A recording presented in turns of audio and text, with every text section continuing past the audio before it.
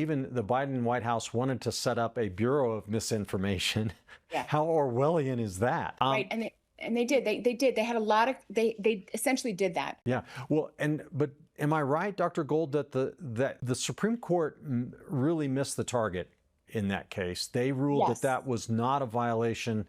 The government activity did not violate the First Amendment. There was no civil rights cause of action.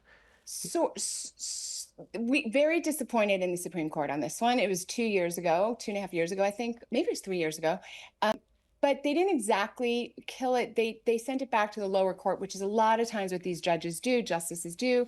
They don't want to really decide, or they can't agree amongst themselves, and they sent it back. So the case is actually still proceeding, but they should have given an outright victory to the American people on the side of free speech. I mean, the evidence was overwhelming that the government was ordering the social media companies and legacy media companies too, right? Like the USA Today and New York Times, to censor. The evidence was absolutely overwhelming. Well, and so the thing that in and of itself is horrifying. But what ought to be really horrifying to people is that the mechanisms and communication channels and all of that was already in place for them to do that.